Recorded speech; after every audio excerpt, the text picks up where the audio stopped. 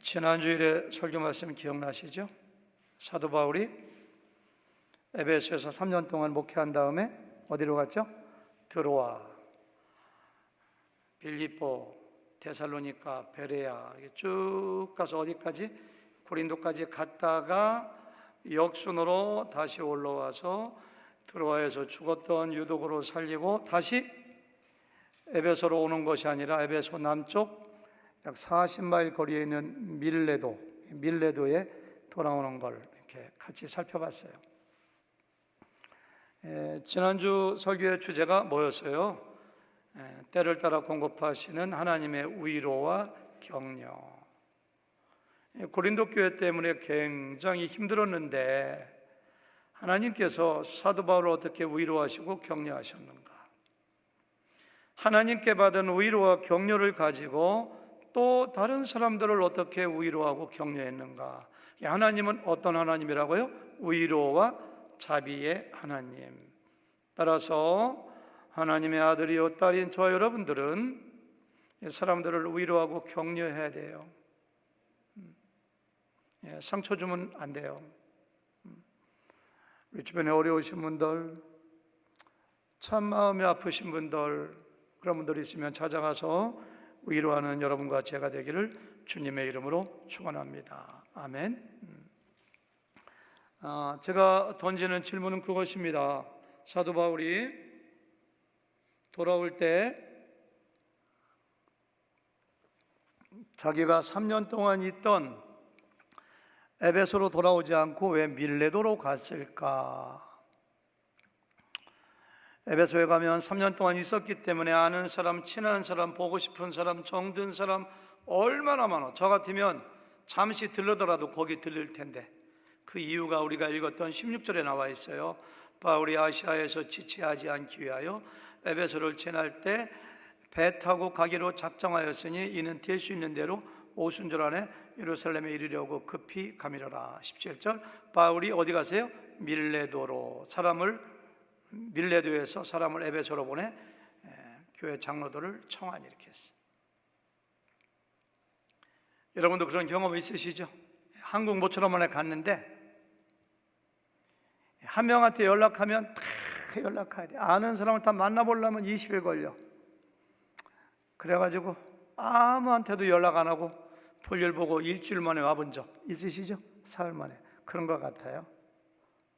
사도 바울이 에베소에 가면은 연락 안 하면 섭섭하다 갈 테고 여기저기 다 만나보고 방문하고 밥 먹고 하면은 너무 지체되니까 아니야 빨리 아무도 아는 사람 거의 없는 밀레도로 가자 해서 40마일 106길 떨어진 밀레도에 가서 에베소 장로들, 여기 장로라고 했는데요, 밑에 보면 감독, 장로, 감독, 목사 다 똑같은 얘기예요. 그래서 에베소 교회의 지도자들을 오라고 해서 그들에게 설교하는 이 고별 설교의 내용이 오늘 설교의 내용이에요. 설교가 굉장히 은혜가 돼요. 제가 이렇게 찬양하다가 좀 눈물을 좀 이렇게 할까? 막 눈물 나려고 하고 또 코멘트하다 눈물 났는데 아마 제가 오늘 설교의 은혜를 많이 받았던 것 같아요. 찬양도 은혜가 되고요. 정말 감동적인 설교입니다. 영원히 잊혀지지 않을 불후의 명설교라고 생각이 돼요. 잘 들어보세요. 아리스토텔레스는 The Art of Rhetoric, 수사학이라고 하는 책인데요, 거기서 어떤 사람을 설득하거나 연설하거나 설교할 때 세 가지 전달 요소가 있다고 해요. 첫 번째, 로고스, 전달하고자 하는 내용이 뭐냐 이거예요. 정말 들을 만한 내용이냐, 뭔가 컨텐츠가 꽉 이렇게 오가나이즈 되고 논리적으로 잘 조직되어 있느냐, 내가 관심을 가지고 있고 나에게 유익한 정보냐, 그 내용이 중요하다는 거예요. 두 번째는 파토스, 감정을 터치해야 돼요. 감정을. 아무리 옳은 얘기를 할지라도 기분 나쁘면 안 들어와요. 그 사람이 이렇게 감정을, 여기는 목사님들, 전사님들 잘 들어보세요. 그래서 감정을 잘, 마음을 이렇게 잘 열어야지만 내용이 기어 들어온대. 세 번째가 가장 중요한데요. 에토스. 말하는 사람이 누구냐? 화자가 누구냐? 아무리 내 감정을 터치하고 좋은 이야기를 한다 할지라도 내가 그 사람의 비리를 알고 있거나 나에게 상처를 준 사람이 얘기하면은 천하 없는 천사와 같은 말을 해도 내 귀에 안 들어온다는 거예요. 내가 좋아하는 사람, 내가 사랑하는 사람, 존경하는 사람이 이야기하면은 웬만한 얘기는 귀에 다 들어오니까. 그런 거 느끼시죠? 이 세 가지. 첫 번째 뭐라고 공부할까요? 처음에 뭐예요? 로고스, 내용. 파토스, 감정이입. 세 번째는 뭐예요? 에토스, 말하는 사람이 누구냐. 사도 바울의 고별 설교가 그렇게 은혜가 됐다고 감동이 된 이유가 뭐냐라고. 그러니까 저는 이 세 가지 요소가 사도 바울의 설교 구석구석 다 이렇게 들어가 있어요. 오늘 여러분들 에베소 지도자들을 불러 했던 바울의 이 고별 설교는 오늘날 우리 교회 와서 우리 교회 모든 성도들에게 또 여러분들에게 개인적으로 하나님께서 바울을 통해서 주시는 말씀으로 생각하고 그냥 나에게 주시는 설교라고 생각해야 돼요. 그래야지 은혜가 돼요. 아, 바울이 이렇게 설교했군. 이렇게 하면 안 돼요. 나에게 주시는 말씀으로 잘 받아들였으면 좋겠어요. 아멘. 바울의 고별 설교에는 크게 세 가지 주제가 있는데요. 첫 번째는 내가 3년 동안 에베소에서 사역할 때 어떠한 마음 자세로 어떤 일을 했는가, 자기에 대한 이야기를 해요. 많은 양을 차지해요. 3년 동안 내가 이렇게 설교했지, 이렇게 사역했지, 이게 나야, 그런 얘기예요. 두 번째는 앞으로의 사역 계획을 이야기해요. 내가 성령에 매여 예루살렘에 가고 로마에 갔는데 나는 감옥에 가고 고난당한다. 그렇지만 나는 어떻게 사역하겠다. 앞으로의 사역 계획과 일정과 마음의 각오를 이야기하는 것이 두 번째예요. 그리고 세 번째는 백리길을 걸어온 에베소 교회 지도자들에게 그러므로 너희는 이렇게 해야 돼, 이렇게 해야 돼, 이렇게 해야 돼 설교의 본론 메시지를 하고서 서로가 막 끌어안고 부둥켜 안고 엉엉 대성통곡하고 헤어져요. 이것이 오늘 설교 전체 내용입니다. 첫 번째는 뭐예요? 바울이 자기에 대해서 어떻게 사역하는 거 얘기하고 앞으로의 계획과 다짐을 얘기하고 세 번째는 뭐예요? 에베소 교회 장로들에게 하는 이야기. 오늘 첫 번째, 두 번째 얘기할 거예요. 사도 바울이 어떠한 자세로 목회했는가, 사역했는가, 앞으로 하나님의 인도하심에 따라 어떻게 어디 갈 것인가, 그거에 두 가지하고 에베소 교회 지도자들에게 했던 본문의 말씀은 다음 주에. 사실 오늘 하루에 다 하려고 준비하다 보니까 20페이지가 나와. 20페이지가 너무 메시지가 좋아가지고 이 메시지 좋은 16절부터 38절까지 23절을 한 시간에 어떻게 저한테 1시간 반 동안 설교라고 하겠더라고요. 그래서 두 번 나눠서 아침에 결정한 거 이것도 할 수 없이 다음 주에 나머지는 하도록 하려고 해요. 너무 귀한 말씀이라 대충 하고 넘어갈 수가 없는 것 같아요.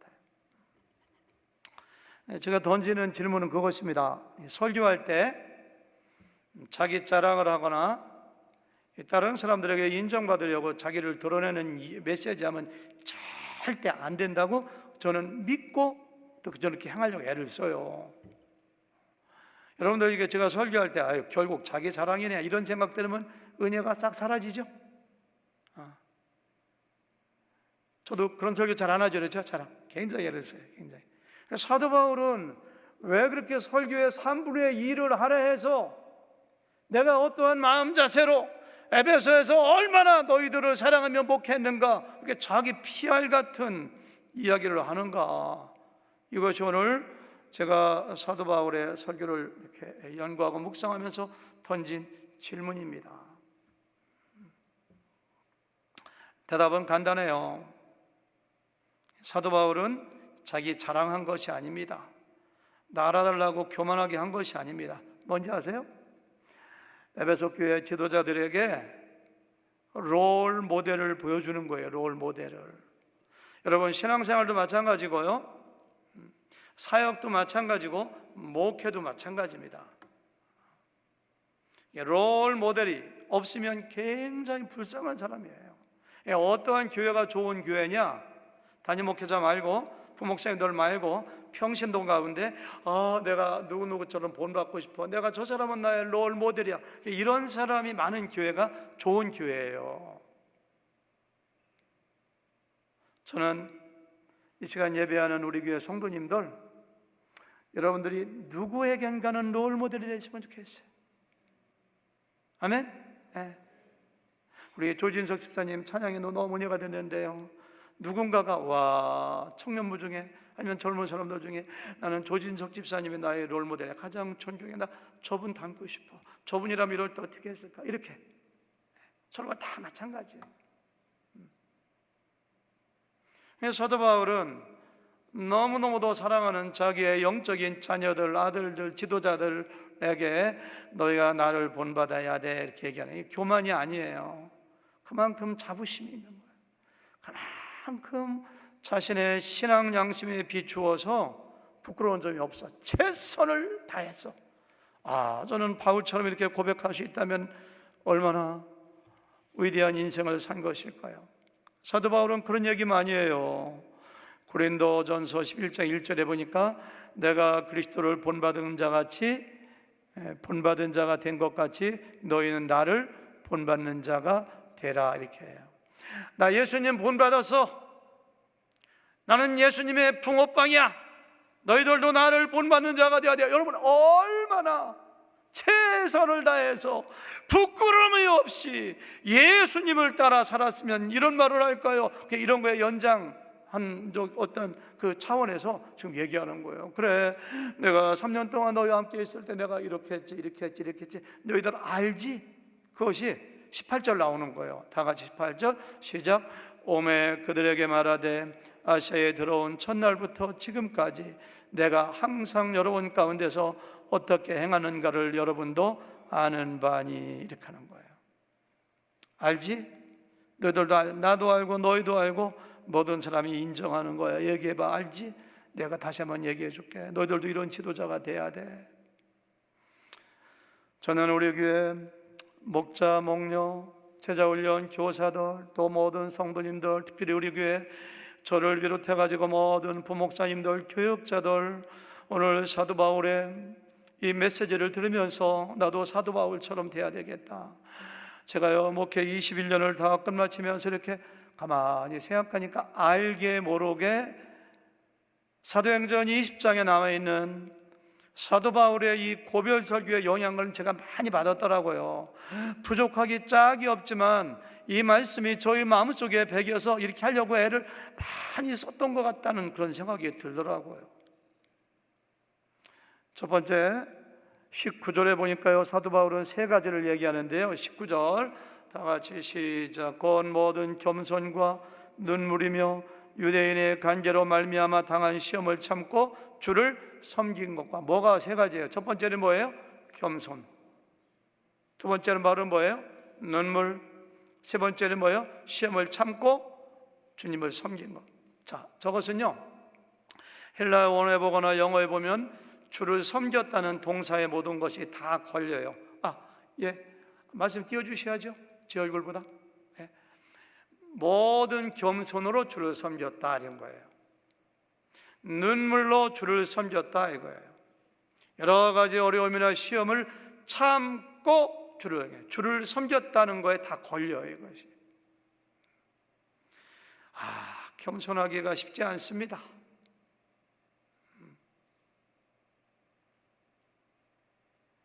사람들이 저를 3번만 칭찬하면 제가 최고인 줄 알아요. 내가 뭔가 조금이라도 공을 세우거나 사람들이 조금 인정하는 것 같으면 교만에 쑥 올라와요. 우리도 그런데 사도 바울은 겸손하기가 얼마나 어려웠을까요? 위대한 사도였거든요. 능력의 종이었거든요. 한번 설교하면 수많은 사람들이 예수님 믿고 구원받아 그가 가는 곳마다 교회가 세워졌거든요. 바울이 쓰던 손수건이나 앞치마를 환자에게 던지면 나았거든요. 죽은 사람도 살렸거든요. 예수님께 받은 계시가 어마어마하거든요. 교회를 얼마나 많이 세웠어요. 큰 소리 칠만 하지. 근데 자기는 겸손하게 주님을 섬겼다고 이야기해요. 제가 이 말씀을 계속 묵상하고 설교를 써내려가다가 참 저 교만한 적 많이 있었어요. 저는요, 정말로 나도 모르게 기회가 주어지면 내가 교만하게 했던 것들 다 사람들 찾아가면서 사과하고 회개하고 싶더라고요. 내세울 게 뭐가 있다고. 사도 바울이 어떻게 이렇게 위대한 사도이면서 겸손할 수 있었는가? 예수님 본받았기 때문에 그래요.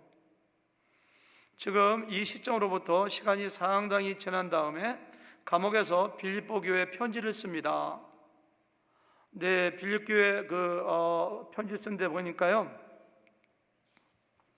2장에 잘 알잖아요. 2장 3절 이하에 보니까요, 아무 일에든지 다툼이나 허용으로 하지 말고, 여러분들 교회에서 싸우고 다투고 갈등 생기잖아요. 대단히 죄송하지만 당신이 교만해서 그래요. 교만하면 싸워요. 내가 잘났기 때문에. 겸손하면 절대 싸우지 않습니다. 아무 일에든지 다툼이나 허용으로 하지 말고, 그 다음 보세요. 뭐라고 했나? 오직 겸손한 마음으로 각각 자기보다 남을 낮게 여기고, 각각 자기를 돌볼 뿐더러 또한 각각 다른 사람들의 일을 돌보아 나의 기쁨을 충만하게 하라. 너희 안에 이 마음을 품으라. 곧 그리스도의 예수의 마음을. 이러면서 예수님이 얼마나 겸손하셨는가. 죽기까지 복종하시고 부활하신 예수님의 모습을 쭉 11절까지 얘기하고 있는 걸 볼 수가 있어요.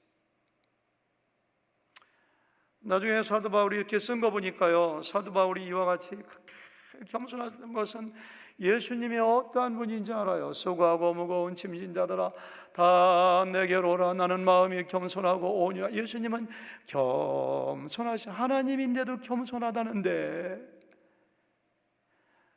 저는 오늘 성령의 능력으로 여러분과 저의 마음속에 있는 모든 교만의 뿌리가 싹 뽑히길 바랍니다. 아멘. 네. 겸손하면 순종이에요. 순종. 제가 여러분 찬양 못하는 거 알잖아요. 어떨 때는 목소리 좋은 것 같지만은 박자 엉망, 정말 찬양 못하는 사람입니다. 오늘 찬양할 때 얼마나 아주 반주하고 내려가면서 그냥 김희선 자매님이 흉 하더라고. 저 맞춰주느라고. 아까 그러셨죠?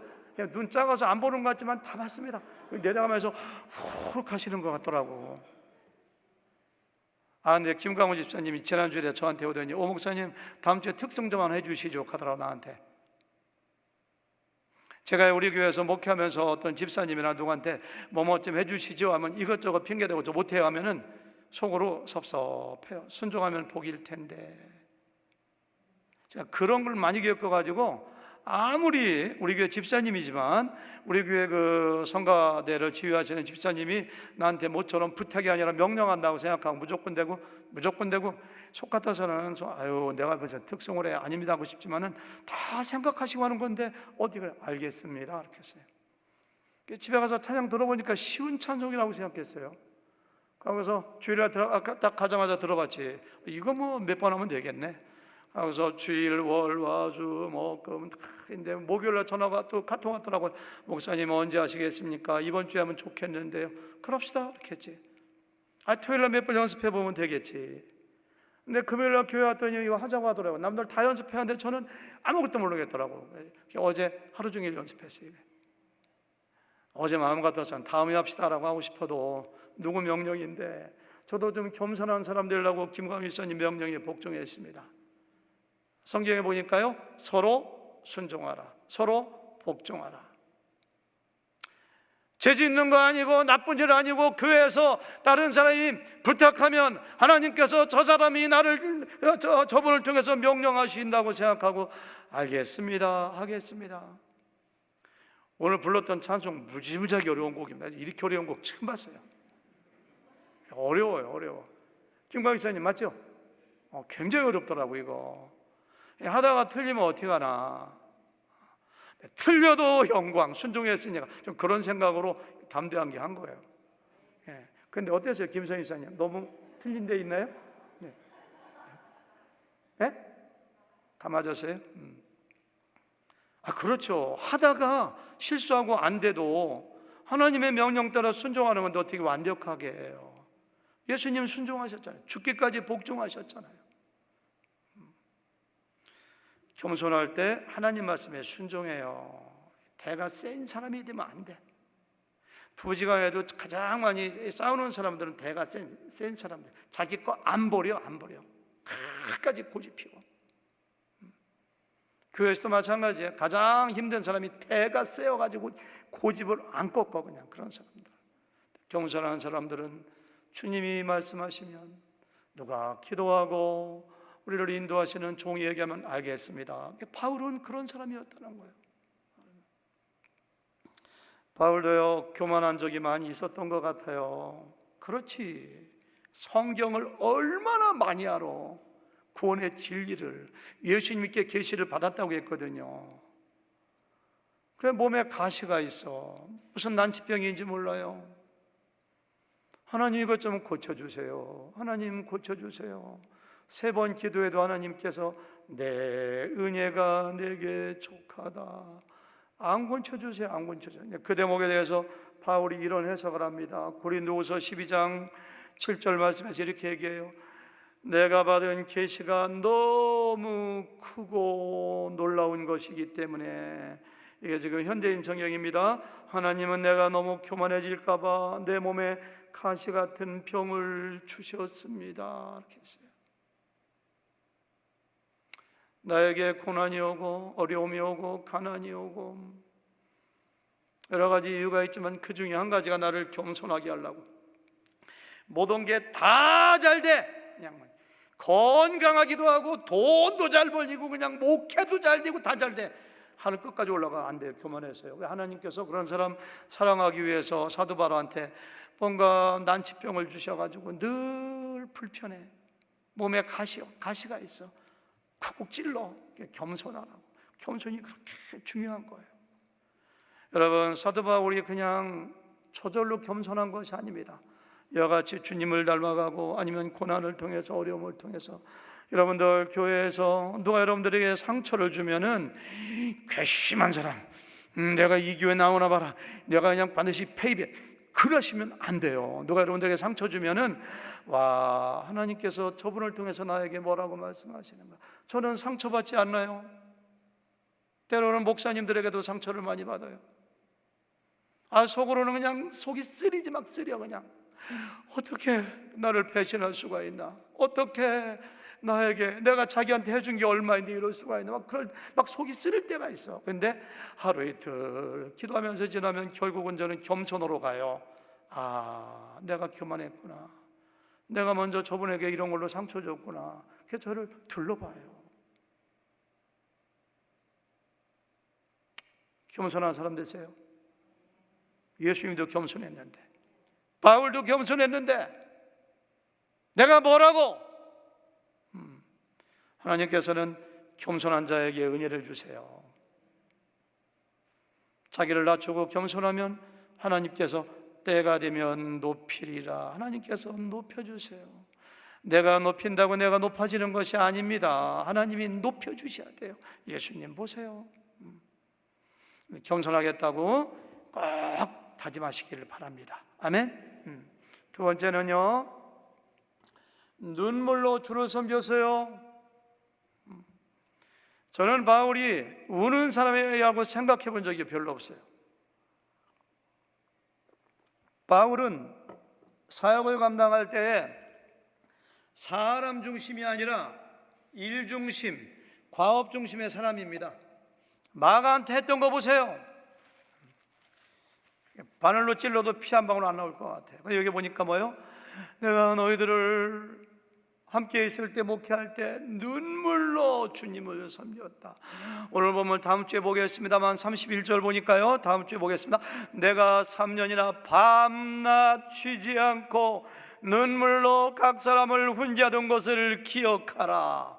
빌립보서 3장 18절에도 내가 눈물을 흘리며 너에게 이야기한다. 지난번에 얘기했습니다만 고린도후서 2장 4절에서도 눈물로 너에게 쓴 편지. 바울은 울보 사도였습니다.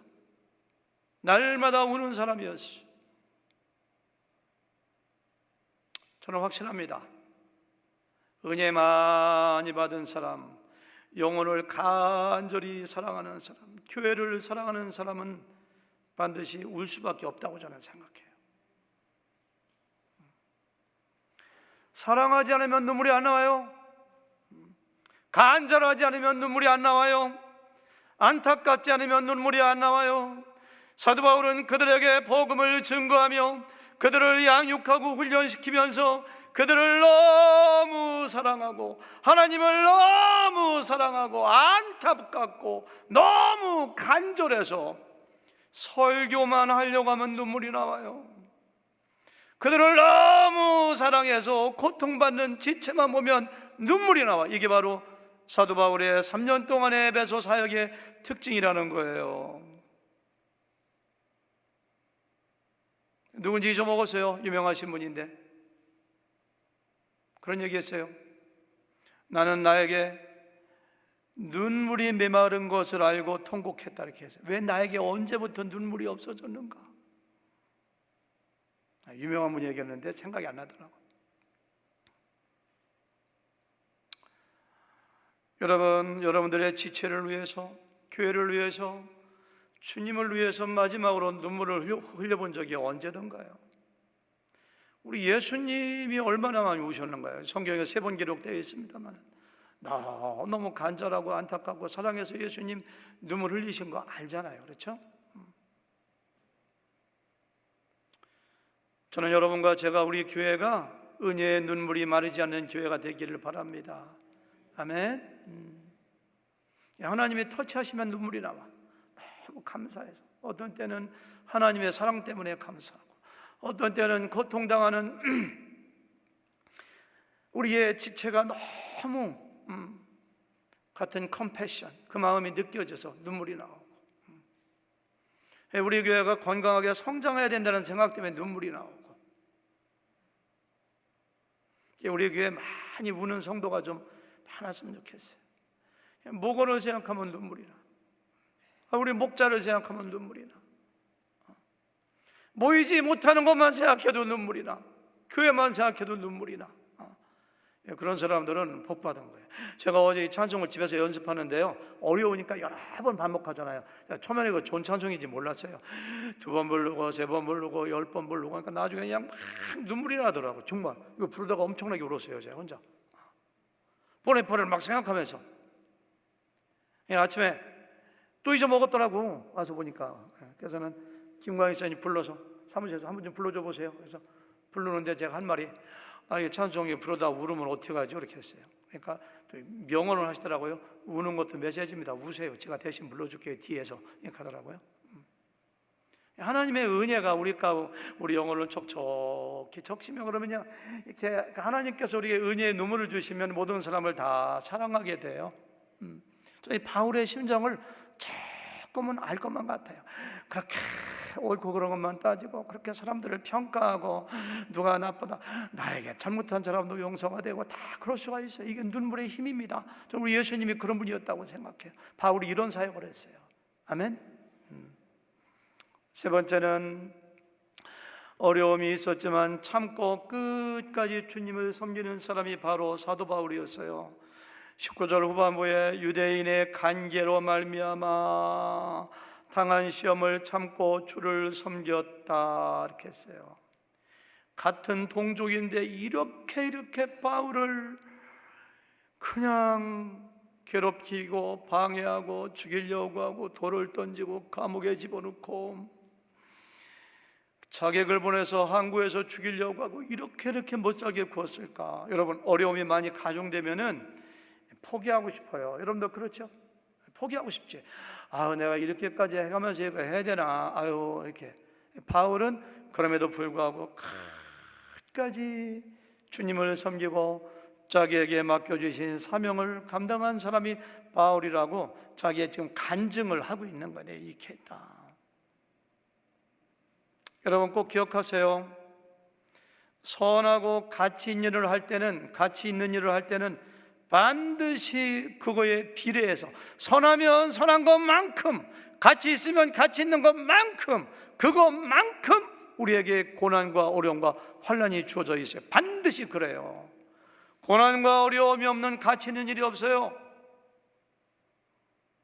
따라서 저와 여러분들은 주님의 일이 얼마나 귀한 일인가요? 얼마나 가치 있는 일인가요? 이 일을 감당하기 위해서는 어려움이 다가와도 절대로 포기하지 말고 끝까지 가야 됩니다. 왜? 중간에 포기하면 하나님께서 나에게 맡겨주신 사명이 절대 이루어지지 않습니다. 아브라함을 보세요.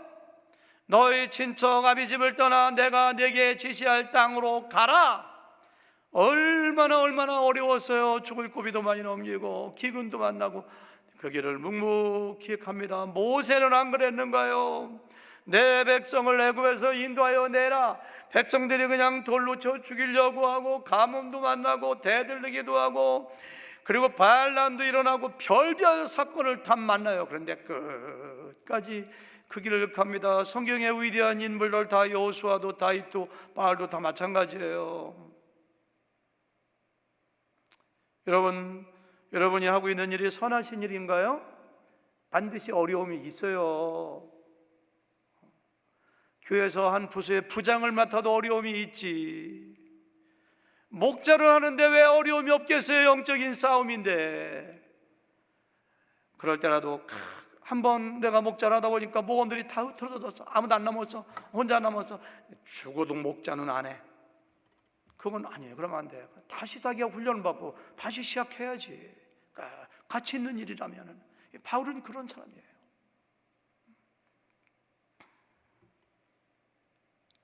네 번째, 바울은 유익한 것은 거리낌 없이 전하고 가르쳤습니다. 20절 다 같이 시작.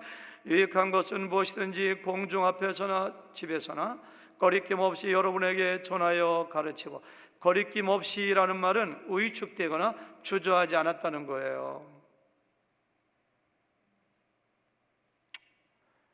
부끄러운 고백인데요, 2008년도에 한국에 나갔는데 대학교 동창들이, 제가 78년도에 대학을 우수한 성적으로 졸업했거든요. 그러니까 대학 졸업한 지 30년 만에 대학 동기들이 이렇게 모이더라고요. 다 모였어요. 저는 사범대학 나왔기 때문에 친구들이 전부 다 선생님이야, 선생님. 그때 장학사도 있고 교감선생님도 있고, 어느 친구가 근무하는 학교에 가가지고 족구도 하고 축구도 하고, 그렇게 대학교 때 축구를 못하던 제가 펄펄 날아다니니까 네가 인균이 맞냐 막 그러더라고요. 그때 동창회 할 때. 그러고 끝나고 나서 식당에 갔는데 아이들 모였으니까 술 먹고 막 놀고, 근데 저한테 이야기할 기회를 주더라고요. 미국에서 목회하는. 저는 지금도 그때 복음을 전하지 못한 게 너무 부끄럽고 힘들어요. 조금은 전했지. 제가 이렇게 미국 가서 목회하는 이유는 했는데, 거기서 예수님의 죽음과 여러분들 예수님 전하지 못한 게 너무 지금 부끄러워. 그때 생각이, 야, 애들 막 순짤 놀리고 막 하는데 내가 예수님 복음 전하면 분위기가 어떻게 될까, 애들이 너무 싫어하지 않을까 이렇게 했거든요. 제가 꺼린 거예요. 꺼리낀 거예요. 지금도 그 생각은 부끄러워요. 근데 바울은 안 그랬어요. 뭐라고 했어요? 유익한 것은, 복음은 유익하지. 그 사람들이 싫어할지 모르지만 구원시키는 것이기 때문에 유익한 것은 무엇이든지 공중 앞에서나 각 집 개인에게서나 꺼리낌 없이 여러분에게 전하여 가르쳤다, 이렇게 했어요. 여러분들이 지금도 그렇잖아요. 어디 가서 복음 전하려면은 아유, 괜히 이 얘기했다 저 사람하고 싸우는 거 아니야, 저 사람은 싫어 뛰쳐나가는 거 아니야. 그것이 기준. 상대방이 좋아하느냐 싫어하느냐가 아니라, 이것이 저 사람에게 유익한 것이냐 유익하지 않은 것이냐, 하나님이 기뻐하시는 것이냐 기뻐하지 않는 것이냐가 오직 유일한 기준이 돼야 돼요. 바울이 그랬대요. 꺼리키지 않고. 복음을 전하면 돈이 날라와요. 복음을 전하면 싫어해요, 유대인들이. 복음을 전하면 감옥에 집어넣어요. 그런데도 불구하고 그들에게 유익한 것이기 때문에, 하나님이 자기에게 맡긴 복음의 말씀이 있기 때문에 전했다고 고백하는 사도 바울의 모습을 보세요. 내가 사람을 기쁘게 하랴 하나님을 기쁘게 하랴. 내가 만약에 사람을 기쁘게 하는 사람이면 하나님의 종이 아니었더라. 사람이 좋아하고 안 좋아하고는 둘째 문제입니다. 내 아들이 중병에 걸렸는데 이 약을 쓰라고 안 먹는다고, 그래 먹지 마라 그랬어요. 끌어안고 억지로 먹여야지, 유익하니까. 그게 바울의 고백이 지금 이겁니다. 여러분, 저와 여러분들 평생 동안 어디 가서나 꺼리끼지 않고 주저하지 않고 평생 담대하게 복음을 전하겠다고 다짐하시기 바랍니다. 바울이 지금 이걸 지금 너희가 알고 있지 않냐, 내가 에베소서 복음 증거하다가 데메드로가 폭동 일으켜서 어떤 어려움 겪고 알지 않느냐, 나 그렇게 했다, 너희들도 그래야 돼. 교만, 자랑이 아니에요. 자기 간증을 좀 하고 있는 거예요. 다섯 번째, 모든 사람들에게 회개하고 예수님을 믿을 것을 전했습니다. 21절 다 같이 시작. 유대인과 헬라인들에게 하나님께 대한 회개와 우리 주 예수 그리스도께 대한 믿음을 증언한 거예요. 모든 헬라인과, 사람을 차별하지 않았어요. 예수님은 헬라인만 위해서 죽은 것도 아니고 유대인만 위해 죽으신 것도 아닙니다. 그래서 모든 사람 기회 있을 때마다 하나님께 대한 회개, 예수님에 대한 믿음, 회개하고 믿고 구원받는 게 바울이 설교하는 초점이었다는 것입니다. 설교의 포인트는 항상 복음이어야 돼요. 여러분들도 사람들에게 복음을 전가할 때 이것저것 변론하고 어떻게 살아야 돼 이거 도입 단계에서 그런 얘기 할 수 있지만 결국은 뭐예요? 회개해야 됩니다. 그리고 예수님이 돼야지. 회개와 믿음을 전했다고 지금 여기서 얘기하고 있는 거예요. 그러니까 좀 뛰어넘어가지고 다음 주에 하는 말씀입니다만 26절 27절 이렇게 고백해요. 같이 읽어볼까요? 시작. 26절 시작. 그래서 오늘 내가 여러분에게 분명히 말해두지만 여러분 가운데 누가 멸망한다고 해도 그것은 내 책임이 아닙니다. 여러분 가운데 누가 멸망해도 나한테, 여러분들의 피에 대하여 나는 아무런 책임이 없다고. 개역교정에 보니까 이건 현대인 성경인데, 그 이유가 뭐예요? 다 같이 27절 시작. 왜냐하면 내가 하나님의 모든 계획을 하나도 남김없이 다 여러분들에게 전해 주었기 때문입니다. 여러분들의 형제, 한국에 계신 부모, 자녀, 친척, 친구, 만나는 모든 사람들에 대하여 그들이 만약에 천국에 가지 못하고 멸망한다면 그들의 피에 대하여 여러분들 책임이 없다고 자신 있게 이야기할 수 있는가요? 저는 그렇게 얘기할 수 없어요. 바울은 만나는 사람마다 복음을 증거한 거예요. 저도 새롭게 다짐을 해요. 그래서 내 주위에 있는 모든 사람들이 만약에 멸망한다 해도, 사도 바울은 그런 생각을 가지고 있어요. 누구 내가 아는 사람이 있는데 내가 복음을 전해서 안 믿으면 그 사람 책임이지만 내가 복음을 전하지 않아서 그 사람이 멸망받는다는 그 책임이 나에게 있다. 그래서 내가 복음을 전하지 않으면 내가 화가 있을 것이라고, 파수꾼으로서 책임을 당해야 된다는 그 같은 그런 생각을 가지고 있었어요. 굉장히 좋은 생각이고 성경적인 생각입니다. 에스겔서에 나오잖아요. 이런 부담감을 가지고 여러분들 자녀들에게, 여러분들 부모님들에게, 한국에 있는 분들에게 편지를 써서라도 전화를 하자도 예수님 믿으세요. 그래야지 구원받습니다. 이렇게 다짐하시기를 주님의 이름으로 축원합니다. 아멘. 바울이 5가지 얘기했어요. 첫 번째 뭐라 했죠? 겸손. 두 번째 뭐예요?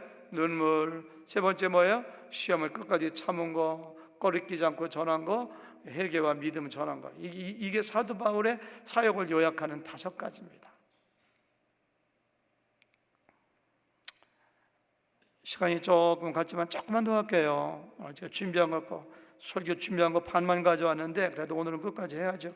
22절, 23절 그 이하에 보니 25절까지는요, 사도 바울이 앞으로 내가 어떠한 일이 나에게 일어날 것이고 내가 어떻게 대처하겠다 그 다짐을, 지금까지는 과거라면 앞으로는 미래에 대한 걸 얘기해요. 22절, 23절 시작. 보라, 이제 나는 성령에 매여 예루살렘으로 가는데 거기서 무슨 일을 당하는지 알지 못하노라. 오직 성령이 각성에서 내게 증언하여 결박과 환련이 나를 기다린다 하니. 성령에 매여 환난과 고난이 기다려. 현대인 성경을 다시 읽어볼까요? 시작. 지금 나는 성령님의 인도로 예루살렘으로 가는 길입니다만 거기서 무슨 일을 당하게 될지 모릅니다. 계속 시작. 다만 내가 한 가지 아는 것은 어느 도시에서나 투옥과 고난이 나를 기다린다고 성령께서 말씀해 주시는 것입니다. 요즘 신문에 보면은요, 한국의 정치인들이, 권력가들이, 일반 사람들도 감옥에 가는 걸 제일 무서워하더라고.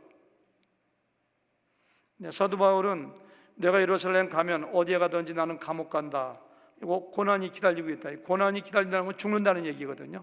자기가 감옥 가고 죽어 순교한다는 거 알아요. 그런데 그 길을 가요. 망설이지 않고 가요. 그것도 서둘러 가요.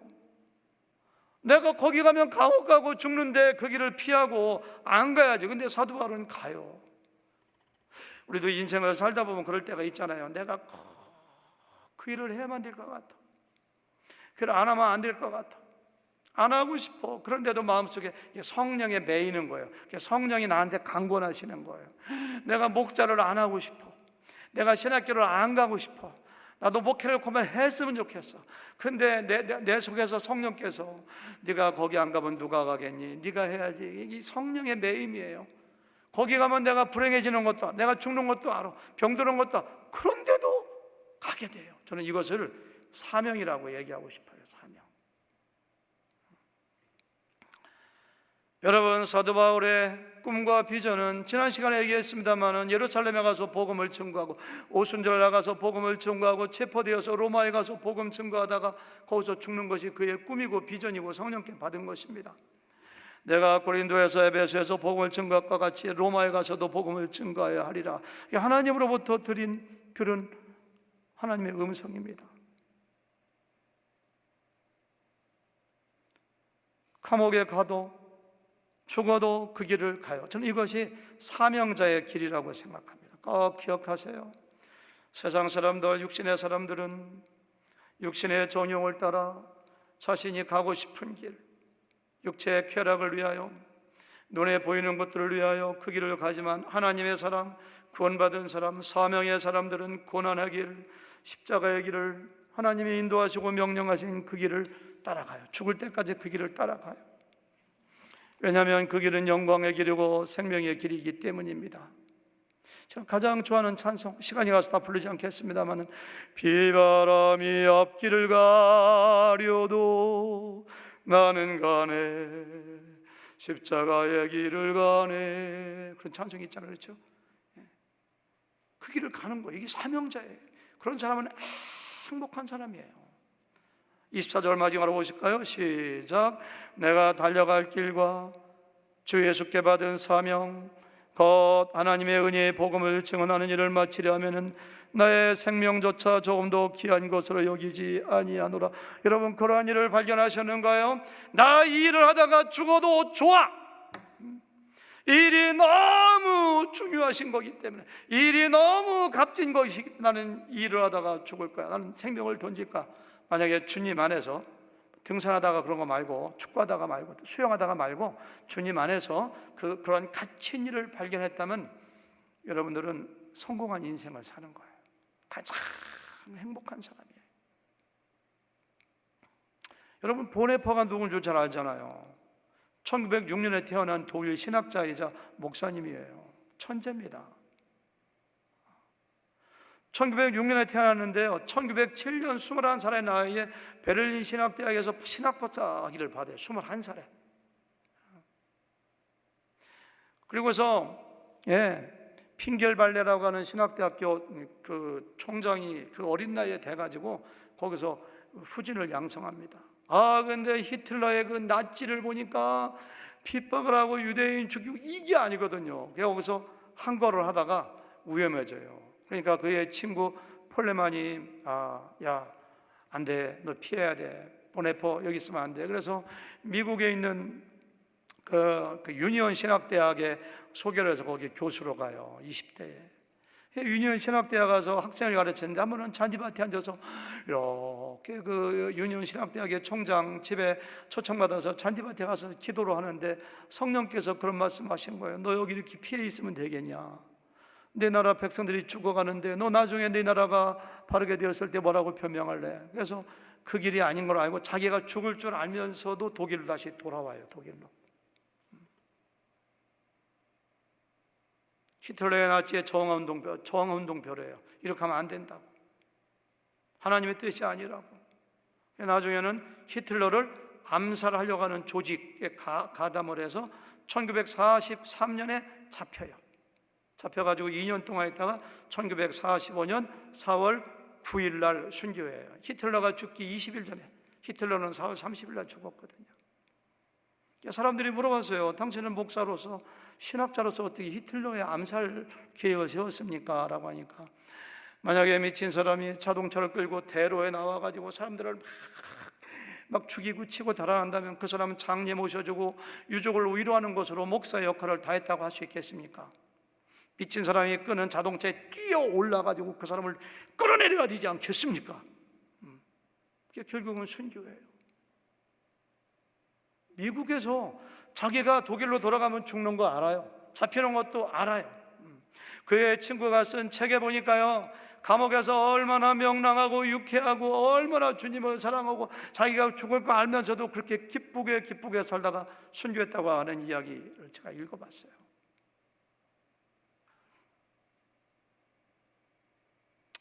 사명에는 큰 사명이 따로 없고 작은 사명 따로 없습니다. 여러분들의 사명을 다 발견했으면 좋겠어요.